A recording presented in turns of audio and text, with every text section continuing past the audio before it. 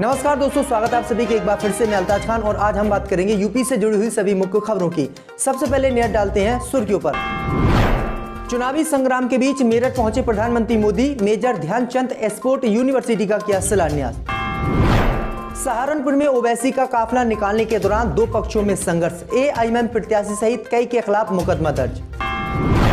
उत्तर प्रदेश का विधानसभा चुनाव लड़ेंगे सीएम योगी आदित्यनाथ, बोले किस सीट से चुनाव लड़ूंगा ये पार्टी करेगी तय। यूपी की रोडवेज बसों में यूपीआई और एटीएम से भी मिल सकेगा टिकट, सरकार ने आदेश किया जारी। लखनऊ में अरविंद केजरीवाल ने भरी चुनावी हुंकार, कहा एक मौका आम आदमी पार्टी को भी दे जनता। नाइट कर्फ्यू को लेकर एडीजी हुए सख्त, अफसरों को कठोरता से पालन कराए जाने के दिए उत्तर प्रदेश में निर्देश। 3 दिनों में उत्तर प्रदेश के सभी छात्रों के खातों में आ जाएगी छात्रवृत्ति, उत्तर प्रदेश के मुख्य सचिव ने निर्देश किए जारी। जेलों में बंद कैदियों से मुलाकात पर योगी सरकार ने लगाई रोक, कोरोना संक्रमण को लेकर लिया है फैसला। अब खबरें जानते हैं दोस्तों विस्तार से। तो चुनावी संग्राम के बीच मेरठ पहुंचे प्रधानमंत्री Modi, major Dhyanchand sports university का किया शिलान्यास। जी दोस्तों, आपको बता दें कि प्रधानमंत्री नरेंद्र मोदी आज मेरठ के सरदना में खेल विश्वविद्यालय की आधारशिला रखने के लिए पहुंच गए। इस खेल विश्वविद्यालय का नाम हॉकी के जादूगर के नाम से मशहूर मेजर ध्यानचंद के नाम पर रखा गया है। ये विश्वविद्यालय करीब 92 एकड़ जमीन पर 700 करोड़ रुपए की लागत से बनेगा। इससे पहले प्रधानमंत्री मोदी सड़क मार्ग से मेरठ पहुंचे। खेल विश्वविद्यालय की आधारशिला रखने से पहले प्रधानमंत्री मोदी ने मेरठ के काली पलटन मंदिर में पूजा अर्चना की। सहारनपुर में ओवैसी का काफिला निकालने के दौरान दो पक्षों में संघर्ष, एआईएमआईएम के कई लोगों पर मुकदमा दर्ज। जी दोस्तों, आपको बता दें कि भेटा क्षेत्र में शनिवार को एआईएमआईएम के अध्यक्ष असदुद्दीन ओवैसी की सभा थी। सभा जनकपुरी क्षेत्र के गांव संभाल का जूना दार में उनका काफिला निकालने के दौरान उनके व आजाद समाज पार्टी के समर्थकों के बीच हिंसा हो गई। पुलिस ने एआईएमआईएम प्रत्याशी व 8 लोगों के खिलाफ SC/ST एक्ट के तहत विभिन्न धाराओं में मुकदमा दर्ज कर लिया है। उत्तर प्रदेश में विधानसभा चुनाव लड़ेंगे सीएम योगी आदित्यनाथ, बोले किस सीट से चुनाव लड़ूंगा ये पार्टी करेगी तय। जी दोस्तों, आपको बता दें कि उत्तर प्रदेश के मुख्यमंत्री योगी आदित्यनाथ ने शनिवार रात स्पष्ट किया है कि वह आगामी विधानसभा चुनाव लड़ेंगे। उन्होंने कहा है कि वह कहां से चुनावी मैदान में उतरेंगे, इस बात का फैसला भारतीय जनता पार्टी के नेतृत्व करेगा। योगी ने शनिवार शाम कुछ पत्रकारों से औपचारिक बातचीत में कहा कि मेरे चुनाव लड़ने पर कोई संयम नहीं है, लेकिन मैं चुनाव कहां से लड़ूंगा इस बात का फैसला पार्टी नेतृत्व करेगा। योगी इस समय उत्तर प्रदेश विधानसभा परिषद के सदस्य हैं। यूपी की रोडवेज बसों में यूपीआई और एटीएम से भी मिल सकेगा टिकट, कब होगी शुरू, योगी सरकार ने जारी की सुविधा। जी दोस्तों, आपको बता दें कि टिकट के छुट्टे पैसे को लेकर आए दिनों यात्रियों और परिचालकों के बीच होने वाले विवाद पर अब जल्द ही विराम लगने वाला है। दरअसल आपको बता दें कि रोडवेज प्रबंधन बसों में इसी माह से कैशलेस टिकट भुगतान की व्यवस्था शुरू करने की कोशिश योगी सरकार कर रही है। आधुनिक ई टिकट मशीनों के माध्यम से कैशलेस टिकट भुगतान की व्यवस्था परिवहन निगम प्रशासन इसी माह से लागू करेगा। पायलट प्रोजेक्ट के लिए ट्रायल रन के तौर पर लखनऊ और गाजियाबाद रीजन के लिए प्रथम चरण में 2200 इलेक्ट्रॉनिक टिकट मशीनें लाई जा रही हैं, जिनका उपयोग इसी महीने से शुरू हो जाएगा। परिवहन निगम का ये महत्वाकांक्षी प्रोजेक्ट है। लखनऊ में अरविंद केजरीवाल ने भरी चुनावी हुंकार, कहा एक मौका आम आदमी पार्टी को भी दे उत्तर प्रदेश की जनता। जी दोस्तों, आपको बता दें कि दिल्ली के मुख्यमंत्री और आम आदमी पार्टी के अध्यक्ष अरविंद केजरीवाल ने विधानसभा चुनाव की तैयारियों को रफ्तार देने के लिए राजधानी लखनऊ में आज चुनावी सभा करी।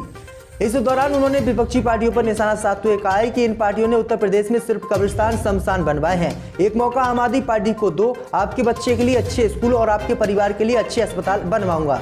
उन्होंने कहा है कि योगी सरकार के कोरोना कुप्रबंध की पूरी दुनिया में थू-थू हुई, इसलिए उन्होंने अमेरिका की मैगजीन में विज्ञापन देने में करोड़ों रुपये फूंक दिए। अगर इन्होंने अच्छा काम किया होता तो इन्हें इश्तिहार नहीं देने पड़ते। केजरीवाल ने कहा कि पूरी दिल्ली में योगी के 850 होर्डिंग लगे हैं और दिल्ली सरकार के 106 होर्डिंग लगे हैं। बीजेपी ने आपके खून पसीने की कमाई का टैक्स का पैसा विज्ञापनों में फूंक दिया है, क्योंकि इनसे सरकार चलानी नहीं आई है।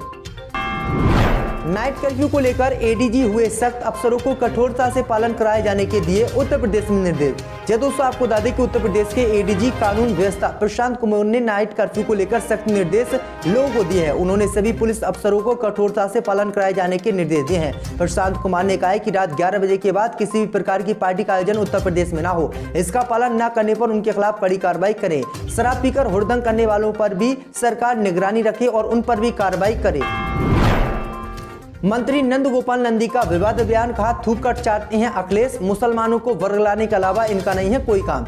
जी दोस्तों, आपको बता दें कि यूपी में नागरिक उड्डयन मंत्री नंद गोपाल नंदी ने समाजवादी पार्टी के अध्यक्ष अखिलेश यादव पर विवादित बयान दिया है। नंदी ने अखिलेश यादव को थूक कर चाटने वाला व्यक्ति कह डाला है। उन्होंने कहा कि अखिलेश मुस्लिमों को वर्ग लाने का काम करते हैं। बता दें कि उत्तर प्रदेश सरकार के नागरिक उड्डयन मंत्री नंद गोपाल नंदी बांदा में एक व्यापारिक कार्यक्रम में सम्मेलन में शामिल होने पहुंचे थे। जिला पंचायत सभागार में प्रेस वार्ता करते हुए उन्होंने कहा कि अखिलेश यादव थूक कर चाटने का काम करते हैं। पहले कहते हैं कि वैक्सीन नहीं लगवाएंगे और फिर बाद में उनके पिताजी मुलायम सिंह यादव वैक्सीन लगवा लेते हैं। इसी तरह अखिलेश यादव मुसलमानों को भी बरगलाते हैं और अखिलेश यादव थूक कर चाटने वाला काम करते हैं। जेलों में बंद कैदियों से मुलाकात पर योगी सरकार ने लगाई रोक, वीडियो कॉन्फ्रेंसिंग से हो सकेगी पेशी। जी दोस्तों, आपको बता दें कि उत्तर प्रदेश की योगी सरकार ने कोविड-19 और ओमिक्रॉन महामारी के बढ़ते संक्रमण को देखते हुए जेलों में बंदियों को उनके परिजनों से मुलाकात करने पर रोक लगा दी है। अपर मुख्य सचिव गृह एवं कारागार अवनीश कुमार अवस्थी ने शनिवार को इस संबंध में शासनादेश जारी किया है। उन्होंने डीजी जेल से इस आदेश का कड़ाई से पालन करने को कहा है। इससे पहले कोविड-19 का प्रकोप थमने के बाद शासन ने कतिपय शर्तों के साथ 16 अगस्त 2021 से जेल में बंदियों से मुलाकात कराए जाने की स्वीकृति दी थी, लेकिन ओमिक्रॉन के बढ़ते मामलों को देखते हुए सरकार ने फिर से इस पर रोक लगा दी। अमित शाह ने अखिलेश यादव पर साधा निशाना, कहा अखिलेश यादव की दूसरी पीढ़ी आ जाएगी तब भी ट्रिपल तलाक और अनुच्छेद 370 नहीं आएंगे वापस। जी दोस्तों, आपको बता दें कि केंद्रीय गृह मंत्री अमित शाह ने राज्य की मुख्य विपक्षी समाजवादी पार्टी के प्रमुख अखिलेश यादव को चुनौती देते हुए कहा है कि अखिलेश यादव बाबू, आपकी दूसरी पीढ़ी भी आ जाएगी तब भी अनुच्छेद 370 वापस आने वाला नहीं है और न ही ट्रिपल तलाक वापस आएगा। इसके बाद भारतीय जनता पार्टी की जन विश्वास यात्रा की जनसभा में कश्मीर से अनुच्छेद 370 के अधिकतर प्रावधान हटाने की चर्चा करते हुए अमित शाह ने कहा कि सपा, बसपा, कांग्रेस और ममता बनर्जी सभी इकट्ठे होकर अनुच्छेद 370 को हटाने का विरोध कर रहे थे। सालों से हम सपना देख रहे थे कि कब हमारा कश्मीर भारत का अभिन्न अंग हो जाएगा और 5 अगस्त 2019 को मोदी जी ने अनुच्छेद 370 को उखाड़ फेंक दिया। उन्होंने कहा कि ये अखिलेश अयोध्या में वोट मांगने आए तो इनसे पूछना कि कार सेवकों का क्या दोष था जो आपने उन पर गोली चलवाई, और अनुच्छेद 370 के प्रावधानों को हटाने में आपकी क्या जो आपत्ति है, और ट्रिपल तलाक जो हम लेकर आए, जो ट्रिपल तलाक कानून हमने लागू किया है उस पर आपकी क्या जो आपत्ति है। महंगा हुआ एटीएम का इस्तेमाल, अब और ढीली होगी जेब, बैंकों ने बढ़ाया सर्विस चार्ज और टैक्स। जी दोस्तों, आपको बता दें कि एटीएम का बार बार इस्तेमाल करना और महंगा कर दिया गया है। अब 1 जनवरी से एटीएम के अतिरिक्त प्रति ट्रांजैक्शन पर 21 रुपए का शुल्क हो गया है और इस पर 18% सर्विस टैक्स भी लगेगा। बैंक ये राशि सीधे खाते से काट लेगा। खाते में रकम ना होने पर यह रकम माइनस में दिखेगी। जैसे ही खाते में रुपये आएंगे सिस्टम खुद ही रुपये काट लेगा। खाता माइनस में होने पर इसका असर कभी लोन लेने पर आपके जेब पर पड़ सकता है। अभी एटीएम के 3 फ्री ट्रांजैक्शन के बाद प्रत्येक ट्रांजैक्शन पर 20 रुपये शुल्क लिया जाता था, जिसे अब बढ़ा दिया गया है। यूपी विधानसभा चुनाव 2022 की तैयारियों में प्रशासन बूथों के सत्यापन का काम किया शुरू। विधानसभा 2022 के चुनाव की तैयारियां प्रशासन की ओर से शुरू कर दी गई हैं। इस बार भी पूरे मतदान पर निगरानी रखने के लिए जिला पंचायत राज विभाग की ओर से कैमरों का इंतजाम किया जा रहा है ताकि गड़बड़ी करने वालों को कैमरों में कैद किया जा सके। इस संबंध में जिला पंचायत राज अधिकारी को दिशा निर्देश दे दिए गए हैं। फिलहाल बूथों का सेक्टर मजिस्ट्रेट की ओर से बूथों का सत्यापन किया जा रहा है। उत्तर प्रदेश में सभी छात्रों के खातों में 3 दिनों में आ जाएगी छात्रवृत्ति, यूपी के मुख्य सचिव ने निर्देश किए जारी। जी दोस्तों, आपको बता दें कि उत्तर प्रदेश के मुख्य सचिव दुर्गा शंकर मिश्रा ने 3 दिनों के अंदर छात्रवृत्ति की धनराशि छात्रों के खातों में हर हाल में भेजने के निर्देश दिए हैं। वहीं राज्य में अवैध शराब पर रोक लगाने के लिए सीमावर्ती क्षेत्रों में बैरियर लगाकर सघन चेकिंग करने को कहा है। अवैध शराब के निर्माण, भंडारण और परिवहन को हर हाल में रोके जाने का सख्त निर्देश दिया गया है।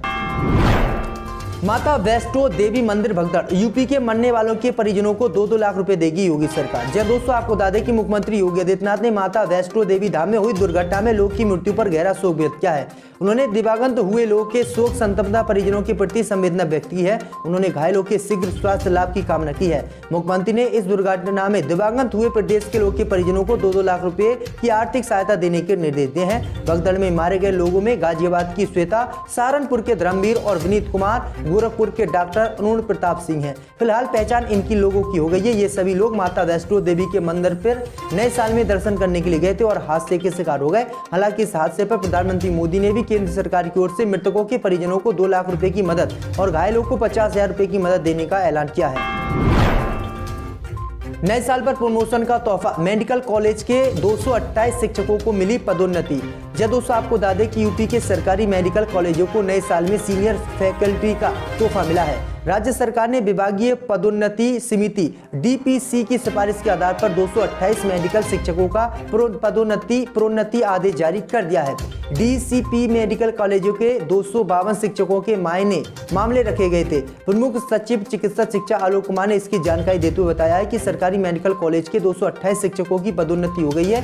ये डीपीसी की सिफारिश के आधार पर किया गया है। यूपी में 102 रुपये सस्ता हुआ कमर्शियल सिलेंडर का रेट।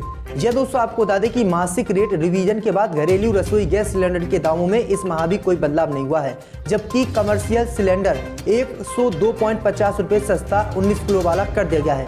नववर्ष के पहले दिन तेल कंपनियों ने उपभोक्ताओं को राहत दी। घरेलू रसोई गैस सिलेंडर के दाम लगातार चौथे माह भी स्थिर रहे। इस माह घरेलू उपभोक्ताओं को सिलेंडर के लिए 937.50 रुपये ही चुकाने पड़ेंगे। अक्टूबर 2021 से घरेलू रसोई गैस सिलेंडर के दामों में कोई परिवर्तन नहीं हुआ है। वहीं इस माह 102 रुपये घटने के बाद भी कमर्शियल सिलेंडर पर अक्टूबर से अब तक 265 रुपये का इजाफा हो चुका है। बीते माह 2193.50 रुपये वाला कमर्शियल सिलेंडर कारोबारियों को अब 2091 रुपये का मिलेगा। उत्तर प्रदेश की खबरों में आज के लिए बस इतना ही। अगर वीडियो अच्छी लगी हो तो वीडियो को लाइक, चैनल को सब्सक्राइब जरूर कर दें।